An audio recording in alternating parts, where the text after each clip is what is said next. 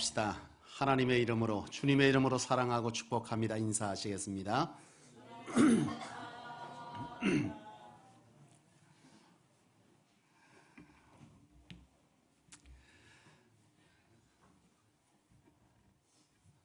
지난 토요일 날 이제 우리 토요 전도대가 실버스쿨을 위한 연구 수업, 시뮬레이션 수업을 다 해보았습니다.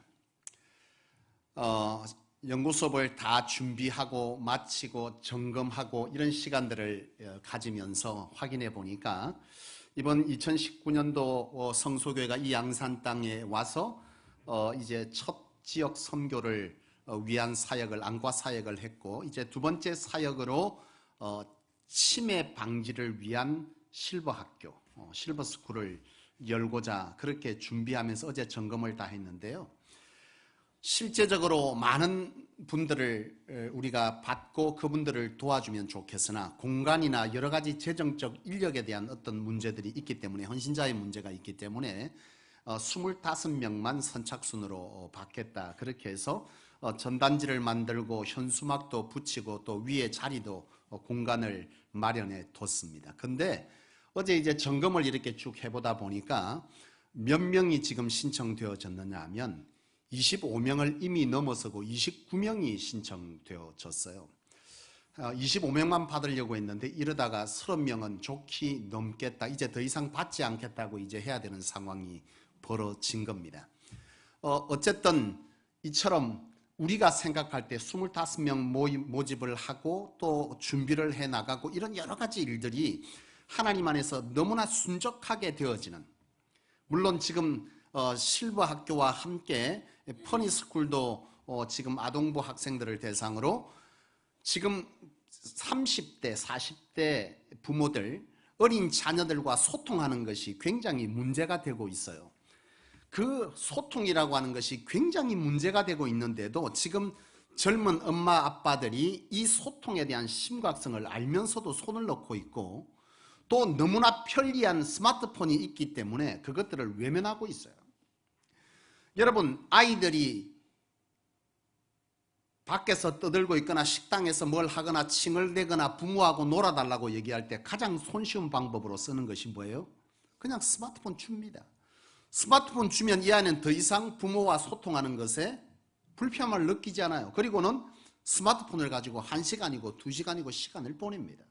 문제는 뭐냐 하면 바로 이런 어떤 문제들 때문에 부모와의 소통의 문제만 일어나는 것이 아니라 일반적인 상황 속에서의 소통의 문제도 일어나고 있어요. 이런 소통의 문제들이 계속 일어나는데도 불구하고 이 젊은 세대들은 맞벌이 하느라 너무 정신이 없고 바쁜 나머지 이 소통의 문제의 심각성을 알면서도 본인이 이것들을 해결하고자 하는 이런 노력들을 하는 것을 기피하고 있어요. 심지어 우리가 이제 나가서 전도하면서 지금 부모와 자녀의 소통의 문제가 있다, 토요일 날 오면 이 소통의 문제들을 함께 해결하는 시간을 가지겠다, 아이와 함께 오라 그랬더니 이 젊은 엄마들이 뭐라면 우리는 됐고 애들만 좀 봐달라는 거예요. 봐요 여러분, 한 주일 동안 뭐 한 거예요? 삶이 피곤하고 고단한 거예요. 그러니까 한 주일 동안 직장 생활하고 주말에 좀 쉬었으면 좋겠는데 이 어린 아들, 딸이 있으니 뭐 하는 거예요? 쉴 수가 없어. 그래서 그들이 원하는 건 뭐예요? 애를 좀 봐줬으면 또 그 시간 내가 뭐 하겠다는 거예요? 쉬겠다는 거예요. 여러분, 이 부모의 심정도 상황도 이해가 되기는 하나 사실은 이 아이들은 갈수록 뭐 하는 거예요? 사랑과 소통하는 문제들에 계속 내몰리고 있는 거예요.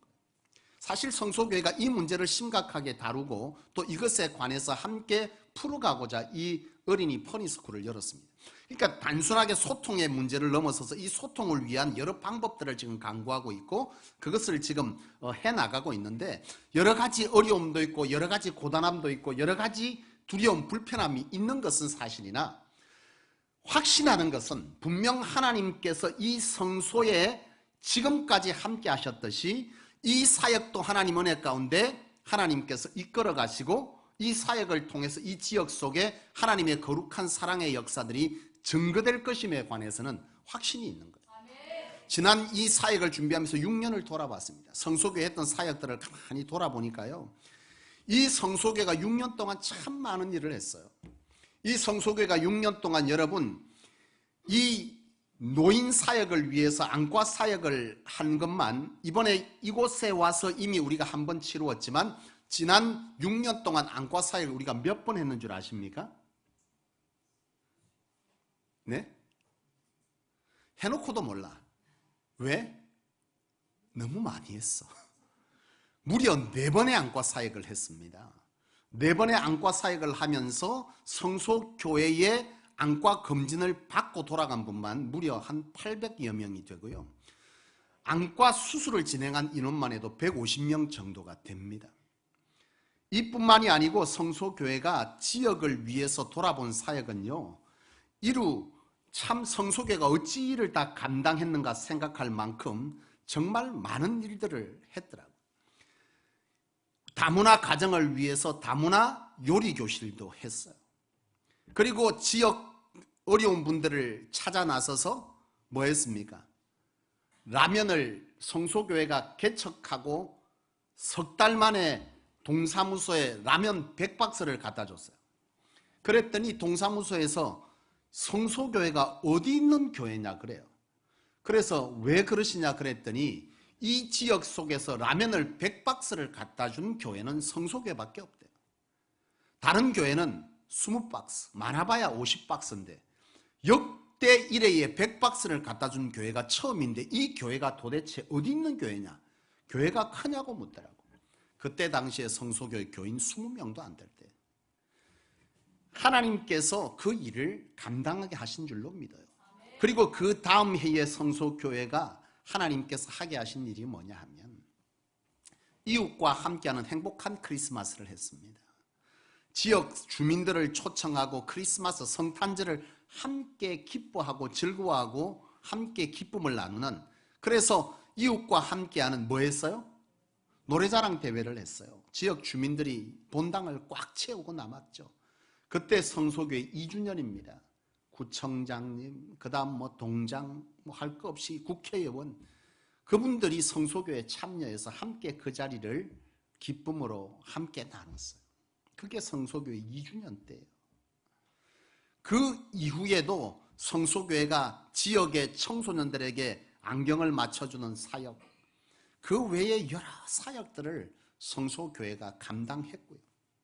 또 그동안에 성소교회는 3차례, 이번에까지 하면 3차례 단기 선교와 비전 트립을 인도네시아 발리 땅에, 그리고 이제 캄보디아 땅에 발을 들이우고 선교사를 지원하고 학생들을 졸업케 하는 그런 사역들을 했고, 이번 캄보디아에 들어가고 나면 다시금 이 선교지에 우리가 지원할 것들이 무엇인지를 기도하고 선교적 눈으로 바라보고 돌아온 후에 하나님께서 우리에게 감당하라 하시는 것에 관해서 기도하며 감당하려고 합니다.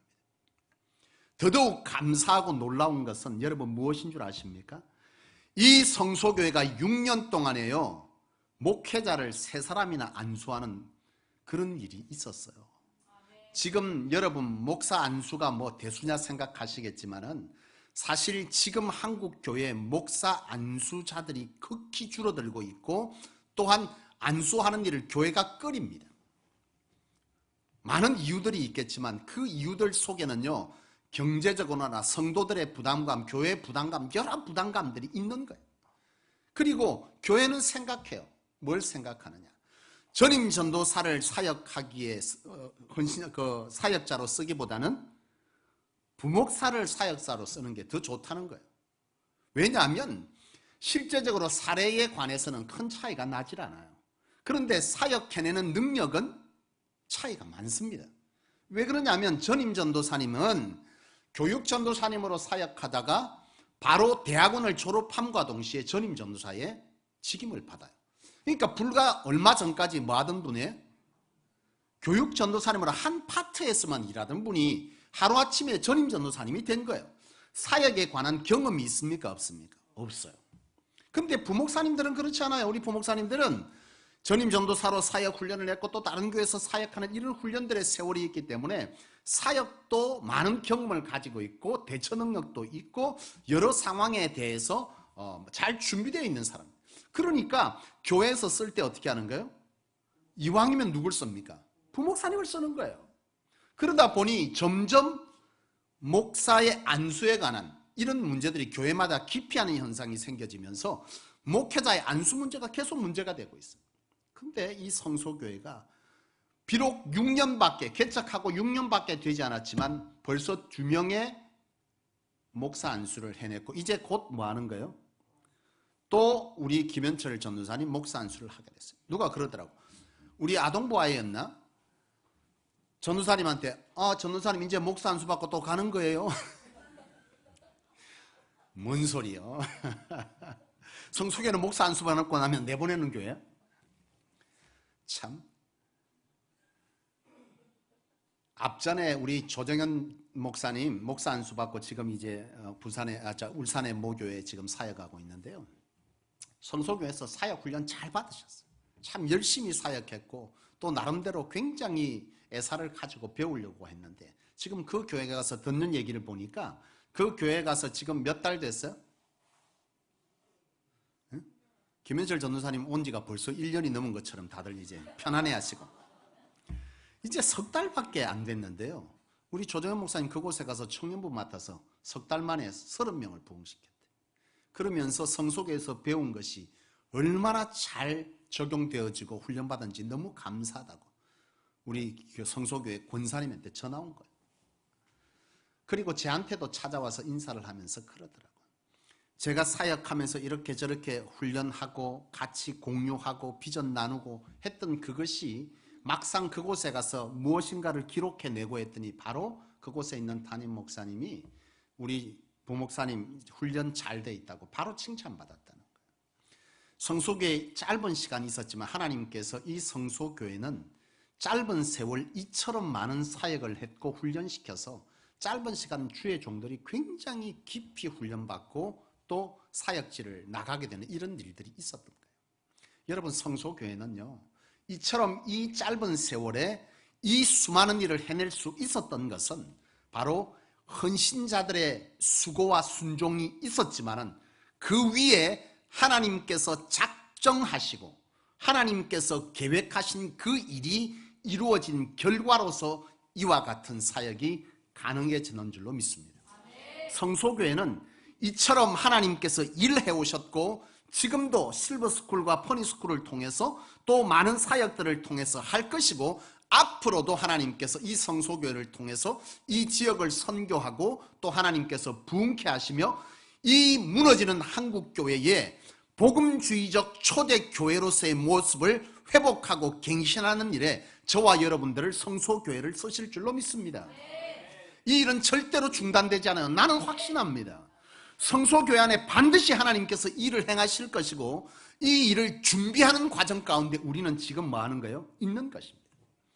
준비됨이 끝나면 하나님은 그때부터 일하실 거예요. 제가 지난 한 주간 동안 사실은 우리 장로님에게 제가 세미나도 좀 다녀오면서 추후에 양육 과정을 준비하기 위해서 한 주간 비우겠다 그러고 갔어요. 사실은 세미나도 받고 좀 쉬기도 하고 여러 가지 생각들이 많았어요. 준비도 좀 하고 그래서 막상 올라갔는데요. 세미나는 웬걸? 세미나는 가지도 못했어요.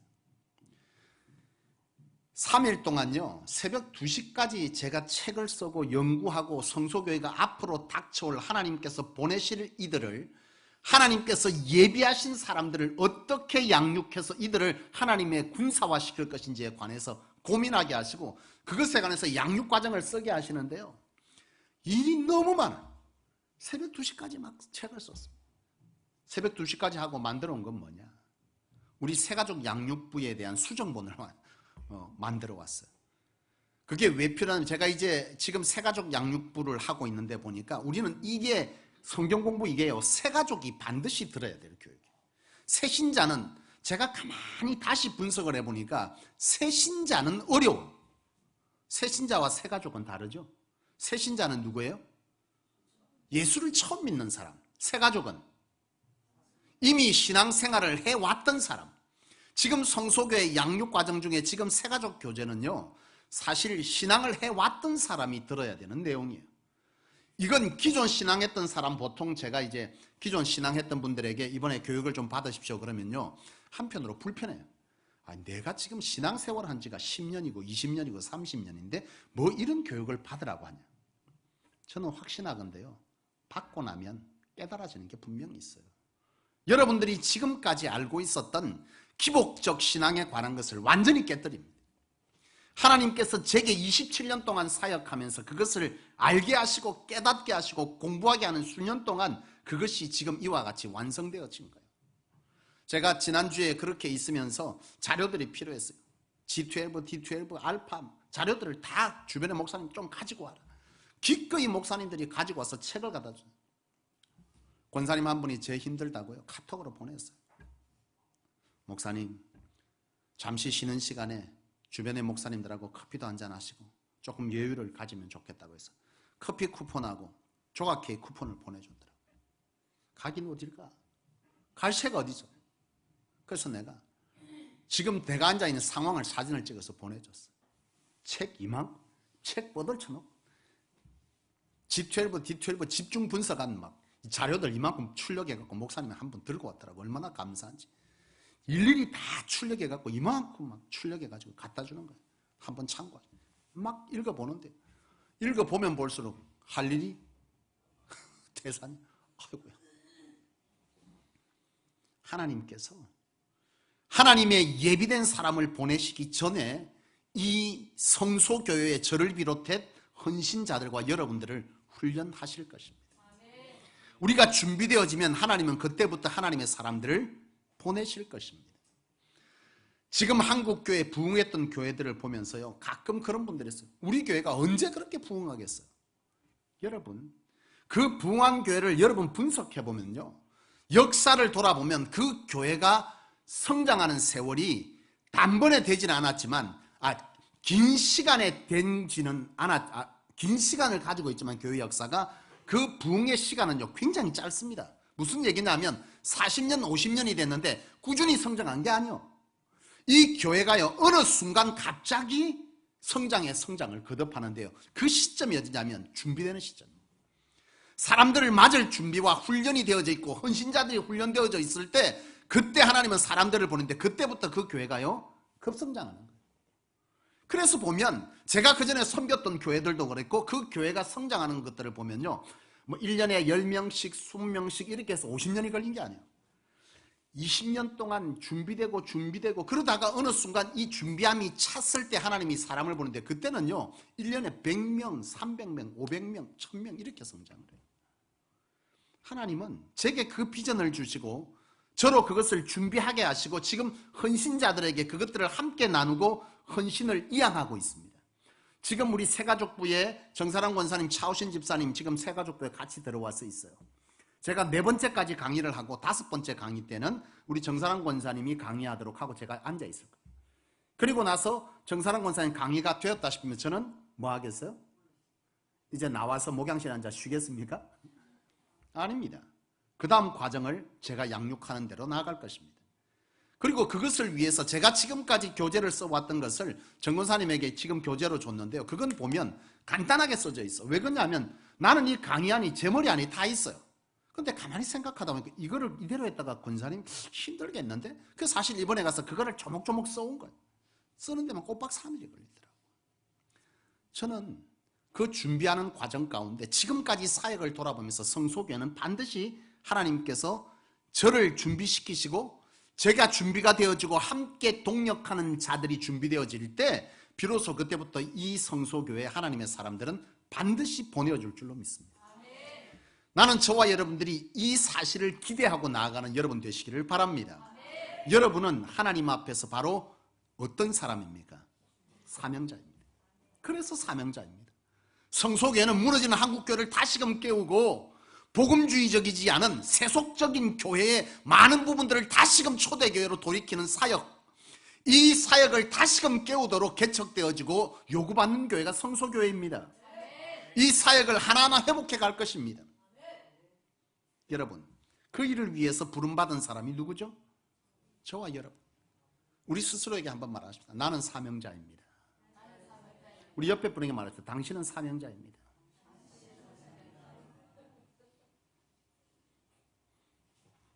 그렇습니다. 우리는 사명자입니다. 내가 원해서 온 것이 아니고 하나님의 강권적인 인도하심이 우리 안에 있었어요. 그것은 지금 이 양산 땅으로 성전을 옮기는 것에서부터 성도들이 하나하나 이사하는 것도요, 하나님의 강권적인 역사와 우리 안에 동의가 있고 그 이후에 지금 뭐하고 있습니까? 하나님은 그 일을 행하시고 있습니다. 중요한 것은 뭐냐? 이처럼 하나님의 교회가 부흥은 반드시 성소 안에 이루어질 것인데, 이 부흥과 함께 하나님께서는 부흥을 감당하게 할 하나님의 사람들에게 뭐 하는 거예요? 쓰심의 영향력을 축복하신다는 거죠. 하나님의 교회가 부흥하면 재정도, 인력도, 건강도, 헌신자도 다 필요해요. 그렇잖아요. 하나님의 교회가 준비되어질 때 바로 하나님은 우리 안에 뭘 요구하시는 거예요? 믿음과 훈련을 요구하시는 거예요. 이것이 준비되어지면 그때부터 하나님은 뭐 하시는 겁니까? 우리를 쓰실 거예요. 지금도 쓰고 있지만 더 강력한 은혜와 은사들과 하나님께서 우리에게 갖가지 재능들을 주셔서 우리를 쓰실 것입니다. 나는 저와 여러분들이 그런 점에서 택정함 받은 축복의 통로이자 축복의 사람인 줄로 믿습니다. 다시 외치십시오. 당신은, 나는 축복의 사람입니다. 왜 축복의 사람이죠? 하나님께 쓰여질 사람이기 때문에 축복의 사람입니다. 이 쓰임 안에 재물도, 건강도, 능력도, 지혜도, 자녀들의 여러 모양들의 하나님의 부어주심이 우리 안에 있을 것입니다. 이것은 제가 여러분들에게 선포하는 그 시기 이전에 하나님의 교회가 성장할 때 반드시 동반되었던 하나님의 역사의 과정이었습니다. 그건 성소교회도 앞으로 그렇게 해나가실 것입니다. 중요한 것은, 문제는 뭐냐? 바로 이러한 하나님의 쓰심의 과정 가운데, 하나님의 부으심, 채워주심 가운데 문제는 뭐냐면, 나의 바램과 우리의 바램과 다르게 사단은 우리를 공격한다는 거예요. 나는 어떤 길을 원해요? 나는 어떤 길을 원합니까? 내 인생이 승승장구의 길, 만사형통을 원해. 그렇잖아요? 안 그렇습니까? 한번 해봅시다. 여러분들의 인생이 만사형통 되기를 축복합니다. 아멘 소리 크네. 여러분들의 인생이 실패 없이 승승장구하기를 원합니다.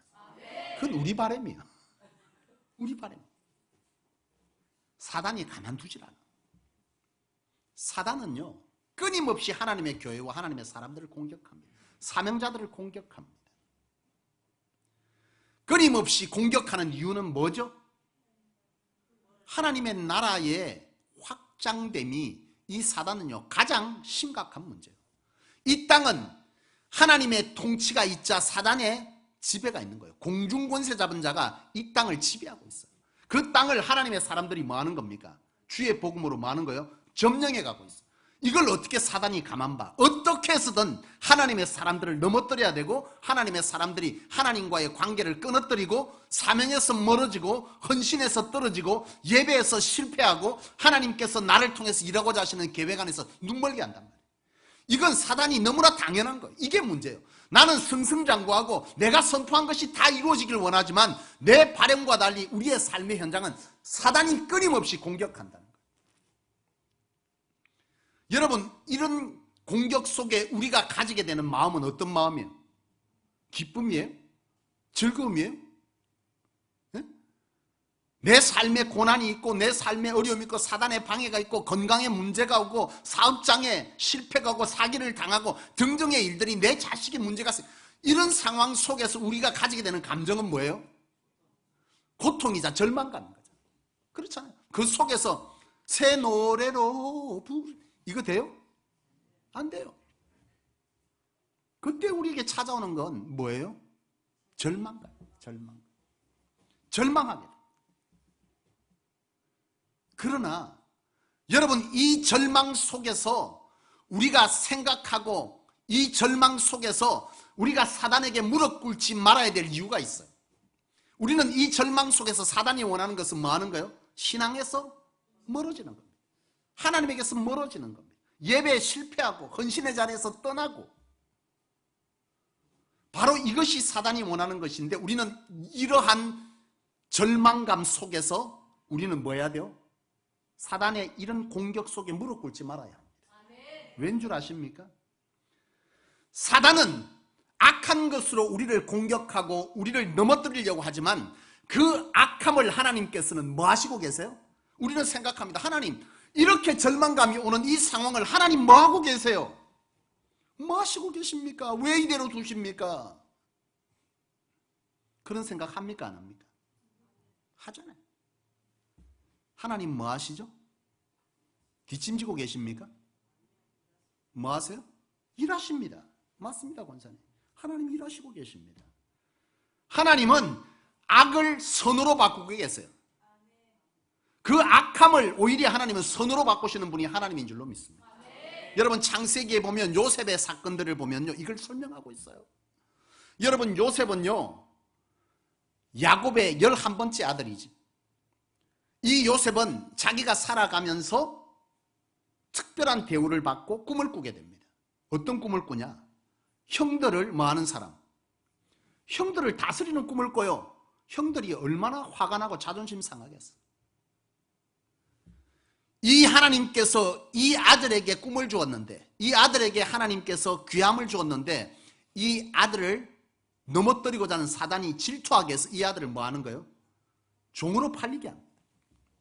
하루아침에 사랑받는 이 11번째 아들이요, 종으로 팔려갑니다. 요셉은요, 그때부터 인생의 고난이 시작돼요. 종으로 팔려갔습니다. 여러분 종의 삶이 어땠겠어요? 인권이 있겠어요? 종은요, 인권도 없고 보상도 없어요. 종은 그냥 먹여주면 일하는 사람이에요. 근데 그 속에서 이 요셉이 하는 게 있잖아요. 뭐예요? 여호와께서 함께 하신다는 이 말이 요셉의 삶에는 따라다녀요. 이 말은 뭐예요? 하나님과의 관계를 뭐 했다는 거예요? 놓지 않았다. 요셉은요, 끊임없이 그 속에서 이 요셉은요, 하나님의 함께 하심이 있습니까? 없습니까? 있어. 요셉은 보디발의 집에 종으로 팔려갔는데 그곳에서 인정받습니다. 그리고 그곳에서 가정 총무가 되잖아요. 근데 사단이 가만도 안 둬요. 안 두지. 거기서 누구를 써요? 보디발의 아내를 통해서 또 뭐합니까? 공격합니다. 하루아침에 보디발의 아내의 누명을 쓰고 요셉은 옥에 갇히잖아요. 보디발의 아내가 하루만 뭐하자? 나와 사랑을 나누자. 나는 하나님 앞에 절대 그럴 수 없다. 그러고 있는 터에 누가 왔어요? 보디발이 오니 이 여인이 어떻게 합니까? 이 남자를 요셉을 잡다가 요셉의 옷이 벗겨지니 순식간에 어떻게 돌변해요? 그가 나를 오히려 겁탈했다. 이렇게 하면서 요셉이 하루아침에 누명을 쓰고 감옥에 갇힙니다. 고난의 연속이잖아요. 옥에 갇히는 정말 고통 속에 서 있는 이 사단의 공격은 끊임되지만 그 속에서도 요셉은요, 하나님과 함께합니다. 무릎 꿇지 않아요. 절망의 순간에 무릎 꿇지 않습니다. 요셉은. 그가 옥에 갇혔으나 그 옥에서 누구를 만나냐? 술 맡은 관원장과 떡 맡은 관원장을 보잖아요. 그들의 꿈을 해몽해주고 이 술 맡은 관원장은 풀려날 것이다. 요셉의 꿈대로 이 술 맡은 관원장은 풀려났고 떡 맡은 관원장은 뭐 한 거예요? 죽게 되죠. 이 술 맡은 관원장이 나아갈 때 요셉이 말합니다. 당신이 나아가든 나를 기억해 주십시오. 근데 술 맡은 관원장이 요셉을 기억지 않았어요. 잊어버렸어요.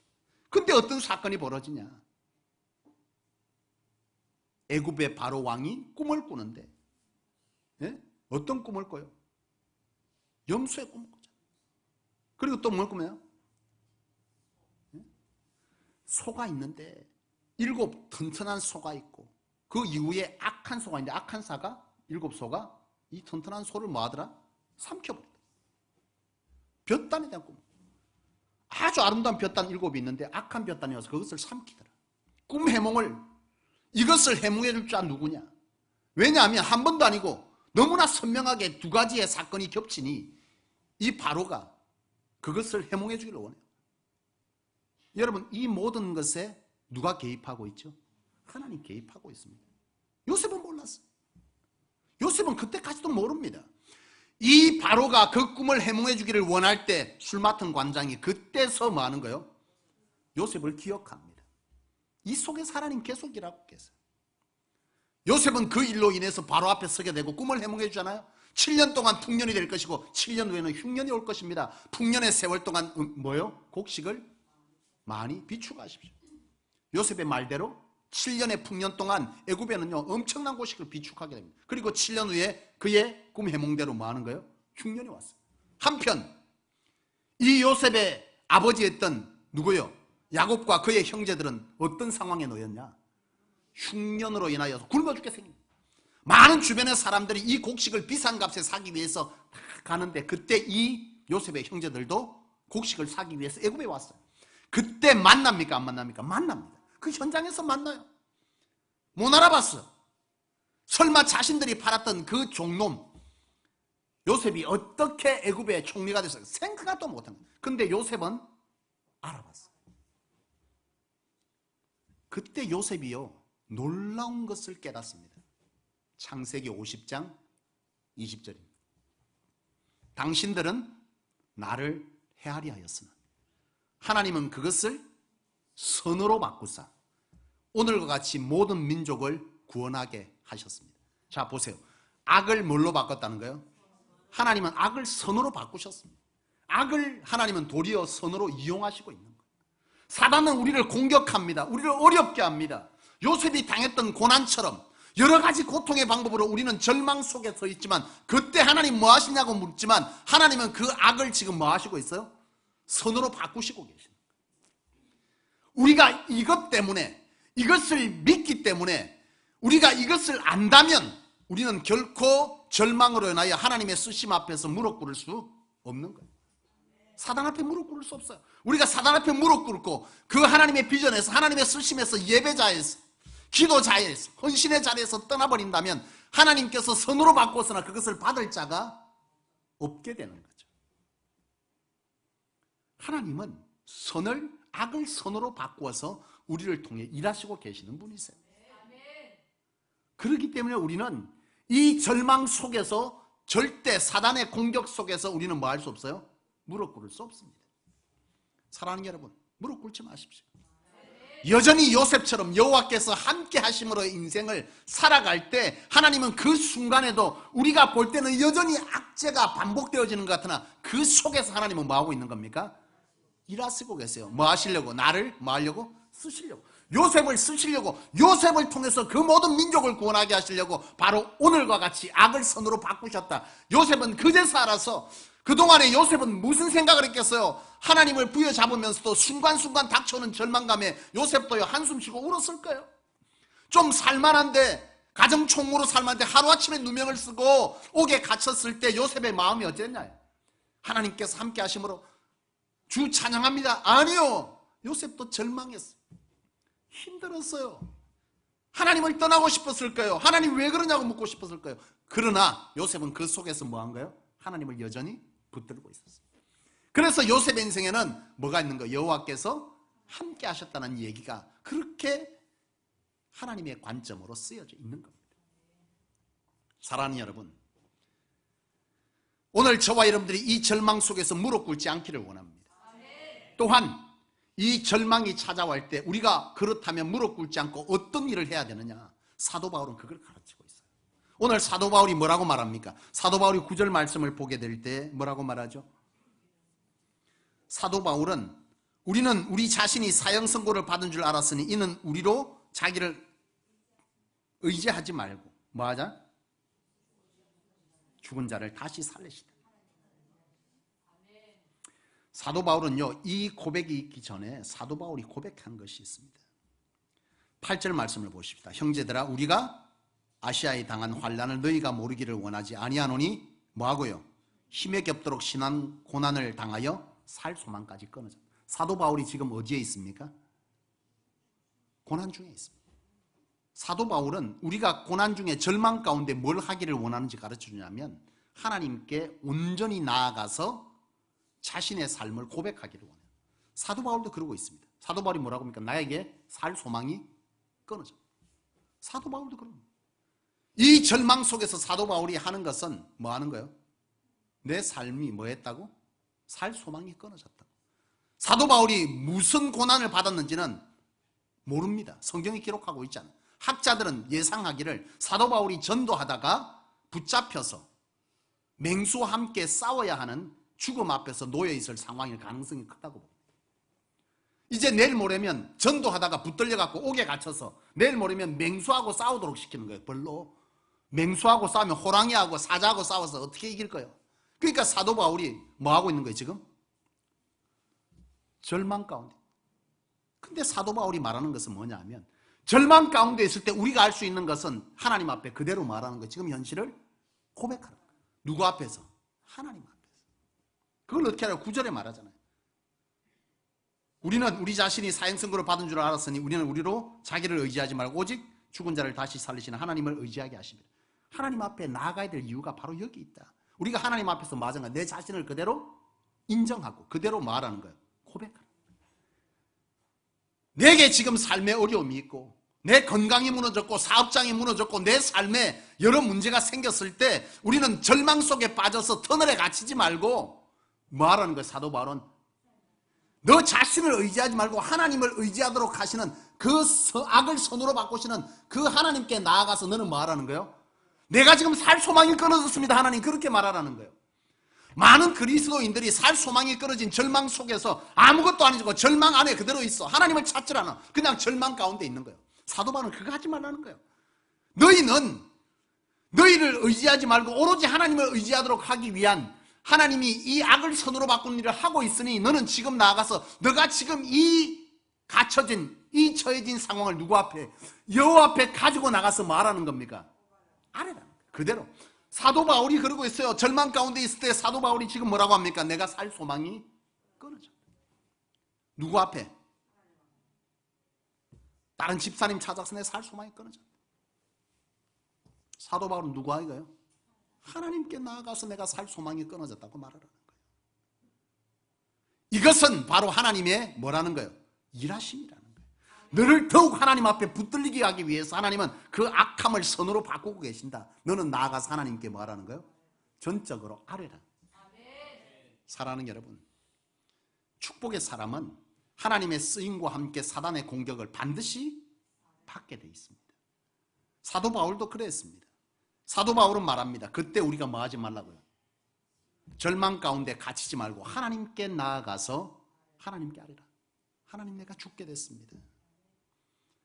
하나님 내가 이와 같이 곤란하게 됐습니다.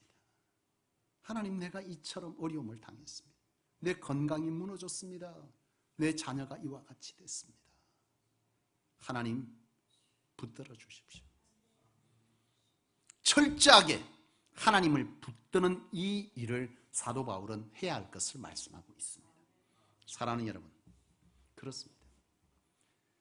우리가 하나님 앞에 나아갈 때 하나님은 반드시 이 사단의 악함을 뭘로 바꾸신다고요? 선으로 바꾸십니다. 우리가 그것들을 향해서 나아가다 보면 그 선은 바로 누구의 것이 된다고요? 저와 여러분들의 것이 될 것입니다. 포기하지 마십시오. 무릎 꿇지 마십시오. 이 성소에 있는 여러분 한 사람 한 사람이 바로 그 주인공임을 기억하셔서 어떠한 사단의 공격 가운데도 무릎 꿇는 자가 아닌 절망의 상황에 몰려지거든 절망에 갇히지 말고 절망 속에 처인 나 자신을 있는 그대로 하나님 앞에 아뢰어서 하나님의 위로하심과 붙드심 속에서 무릎 꿇는 자가 아닌 여전히 하나님과 함께 동행해 나가는 자로서 하나님께서 악을 선으로 바꾸신 그날의 요셉처럼 하나님 앞에 귀히 하나님의 축복을 누리는 취하는 그런 여러분 되시길 주의 이름으로 축복합니다. 기도하겠습니다. 하나님 아버지,